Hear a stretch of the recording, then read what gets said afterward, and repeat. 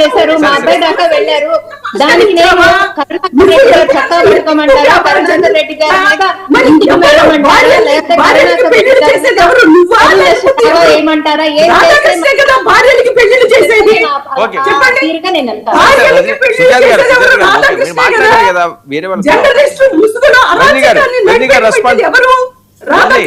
మాట్లాడండి మీరు. నిన్నే అడుగుతున్నాను. సరే సరే చెప్తారు, సమాధానం చెప్తారు, తర్వాత చెప్తారులేండి. రజనీ గారు రెస్పాండ్. సార్ ఏదైతే ఇందాక మేడం రేణుక గారు చెప్పింది జగన్ గారు తిట్టించేవారని, గతంలో లోకేష్ గారు తిట్టారని మాకు తెలియదమ్మా. పవన్ కళ్యాణ్ గారి స్టేజ్ మీద చెప్పేవాళ్ళు. అదే రకంగా అంటే చంద్రబాబు గారి నోట నుంచి మేము విన్నాం, నెత్తిన రూపాయి పెడితే పావులకు పెడితే రూపాయి కూడా చల్లవని. అంటే రాజకీయంలో ఇదంతా సర్వసాధారణం అండి. నేను వేసుకునే హాఫ్ కోట్ గురించి కూడా రేణుక మేడం మాట్లాడారు, కానీ ఎక్కడ నా గురించి బూతులు మాట్లాడలేదండి. చక్కటి విమర్శలే చేశారు. కానీ మేడం ఎవరో ఫేస్బుక్ లో బూతులు తిడుతుంటే ఆవిడ ఇమీడియట్ గా వెళ్ళి కంప్లైంట్ ఇచ్చి వాళ్ళకి తగు చర్యలు చెప్పారండి. అంటే మహిళల గురించి మీరు మాట్లాడకండి, రాజకీయంలా చేద్దామని. Thanks madam. మళ్ళీ మీరు నాకు కనపడలేదు ఇంతవరకు, నేను మీతో ఫోన్ లో మాట్లాడాల. మీరు నా గురించి తిట్టినా విమర్శించినా నేను సద్విమర్శగా తీసుకుంటా.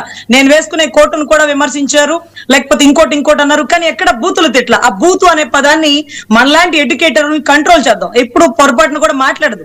కానీ చాలా మంది నా గురించి బూతులు తిట్టినా, లేకపోతే డబ్బులు ఇస్తే అమ్ముడుపోతావా అని ఎన్ని వ్యంగ్య విమర్శలు పెట్టినా సరే, చదువుకున్న విద్యావంతులం కదండి, వాళ్ళని కంప్లైంట్ ఇచ్చి వాళ్ళని పెద్దవాళ్ళని చేయడం, వాళ్ళ గురించి మాట్లాడి మనం డిగ్రేడ్ అవడం కరెక్ట్ కాదని నేను సబ్జెక్ట్ నేను పోలవరం గురించి మాట్లాడితే మీరు పోలవరం గురించి సమాధానం చెప్పండి. నా పర్సనల్ విషయాల్లోకి వెళ్ళారు అంటే మీకు పోలవరం దగ్గర ఆన్సర్ లేనట్టు కాబట్టి ఏం మాట్లాడాలో తెలియక ఏదో ఒకటి మాట్లాడాలి కాబట్టి అవతల వ్యక్తిగత విమర్శలు చేస్తారేమో అని.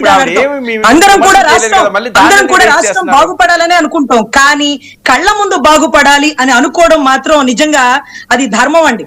మనం చూడలేము. 50 ఏళ్ళని పెమ్మసాని గారు చెప్పారు, 50 ఏళ్ళు పడుతుంది, ఇప్పుడల్లా అవదండి. సంవత్సరానికి 8,000 కోట్ల పైచులకు కూడా ఇవ్వలేని పరిస్థితి. అంటే ఎన్ని 8,000 కోట్లు కావాలి? బూడిదలో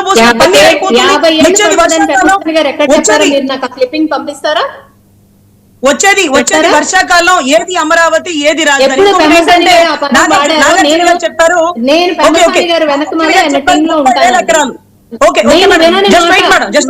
ఎక్కడ విన్నారో నాకు తెలియపరిస్తే చూస్తాను, పంపిస్తా. జస్ట్ వెయిట్ మేడం, పంపిస్తా. 30,000 ఎకరాలు కంటే ఎక్కువ ఉన్నా పర్లేదు అన్నారండి జగన్ రెడ్డి గారు. అప్పుడు మేము కూడా విమర్శించాం. కానీ 30,000 ఎకరాలు ప్రభుత్వ భూమి ఉండాలండి. పేదల ప్రజల దగ్గర నుంచి, రైతుల దగ్గర నుంచి తీసుకుంటే రియల్ ఎస్టేట్ పెంచి పోషించిన వాళ్ళం అవుతామంటూ 2014-19 ఆయన స్టేట్మెంట్ ఇచ్చారు. జగన్మోహన్ రెడ్డి గారు అవనండి, వైఎస్ఆర్సీపీ వాళ్ళు కూడా గత 2-3 రోజులు పెట్టి నా డిబేట్లను కూడా సవాల్ విసురుతున్నారు. మేము వస్తే ఇదే చేస్తాం, మావిగానే అవుతుంది, అమరావతి ఏమవదండి. అప్పుడు ఇంకోటి వస్తుంది మావిగా ఉండదు. 3 ముక్కల వాళ్ళకి టైం పాస్, అధికారం లేదండి. ఇలా ఉండాలి, ఇలా ఉండకూడదు, ఇదే కాన్సెప్ట్. అభివృద్ధి ఇదే మహిళలు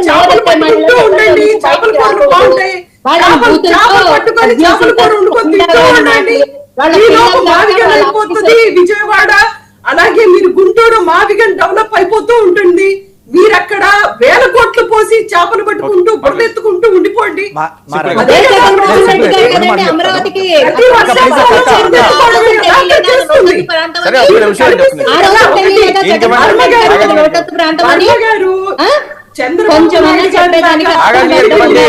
ప్రజలు వింటున్నారు కదా అని మాతో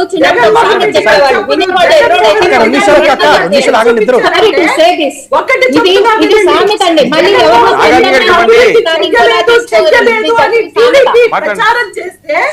మీరు విజయవాడలో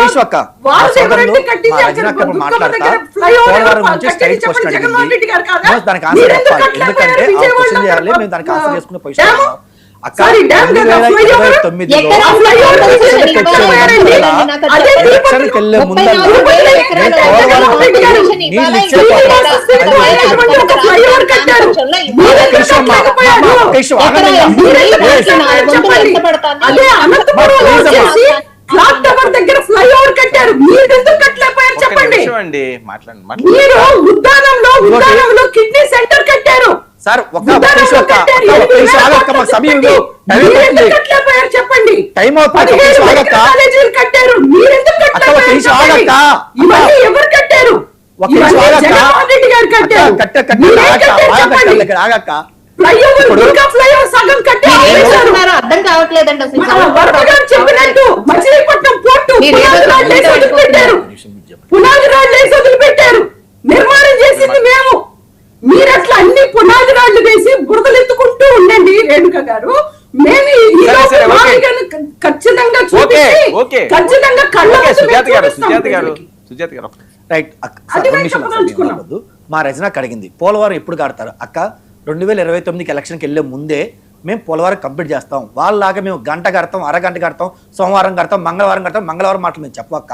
అది 2027 మేము టార్గెట్ పెట్టుకున్నాం. ఒక సంవత్సరం అట్టే ఇటు కానీ మేము కట్టి వాటర్ ఇచ్చే మేము నెక్స్ట్ ఎలక్షన్కి వెళ్తాం. మొదటి రెండోది మా సోదరి మనులకు కానీ అందరూ కానీ నేను సారీ చెప్తున్నా. ఎందుకు సారీ చెప్తున్నా అంటే మా రోజా గారిని రోజా ఆంటీ అన్నందుకు మా వైసీపీ సోదరాలు బాధపడింది కాబట్టి నేను సారీ ఎందుకంటే నా వయసు 30 అక్క, రోజమ్మ వయసు 65 ఉంటాయి.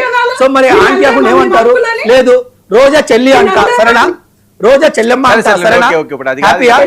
ఎవడు మరి రోజా చెల్లెమ్మ అంటారా? టాపిక్ డైవర్ట్ అవ్వాలండి. పెట్టి రేణుక గారు టాపిక్ డైవర్ట్ చేస్తే మాట్లాడండి. రేణుక గారు చెప్పండి. మీకు విషయం సార్ నేను చెప్తున్నానండి. మేడం ఆపితే మాట్లాడతామండి. ఒక్క నిమిషం ఆవిడ లేదు సార్. మాట్లాడేది అర్థం కావట్లా, మేము మాట్లాడేది అర్థం కావట్లా. నేను ఒక ప్రశ్న అయితే వేసాను, దానికి ఆవిడ సమాధానం అయితే చెప్పలేదు. జగన్మోహన్ రెడ్డి పాదయాత్రలు విత్ పరదానా వితౌట్ పరదానా అని అడిగాను నేను, దానికి సమాధానం లేదు. ఇకపోతే మావిగన్ అంటున్నారు. మావిగన్ ని రాజధాని చేసేటట్టయితే ఆల్రెడీ అమరావతిలో ఎక్వైర్ చేసిన ల్యాండ్ భూములు తీసుకున్న రైతులందరికీ కాంపన్సేషన్ లక్షల కోట్లలో ఉంటది. దానికన్నా మనం రాజధాని అభివృద్ధి చేసుకోవడం మంచిది అని చెప్పి నేను భావిస్తున్నాను. ఓకే. ఆంధ్ర రాష్ట్ర ప్రజలు భావిస్తున్నారు. మరి దానికి చెల్లించడానికి కూడా రైట్ అండి. జగన్మోహన్ రెడ్డి సిద్ధంగా ఉన్నాడా? ఓకే ఓకే ఇదండి. రజనీ గారు ఏంటి సిద్ధంగా ఉన్నారా? సార్ ఈయన ఈ ప్లాన్ ఏ ప్లాన్ బి ఏంటో నాకు తెలియదు కానీ అమరావతి రియల్ ఎస్టేట్ అయితే కుప్పగూలిపోయింది సార్. అమరావతి రియల్ ఎస్టేట్ కుప్పగూలిపోయింది. ప్రపంచ బ్యాంకు అప్పులు ఇవ్వడానికి ఆలోచిస్తుంది. అదైతే నాకు ఆంతర్యం అర్థమవుతుంది సార్. ప్లాన్ ఏ ఇంప్లిమెంట్ చేస్తారా, ప్లాన్ బి ఇంప్లిమెంట్ చేస్తారా 29 తర్వాత అనేది అది ఆయన ఇష్టం. పాదయాత్రలో ఏం ప్రామిస్ జగన్మోహన్ రెడ్డి రావాలి కదండి, కానీ implement చేయాలంటే. ఈ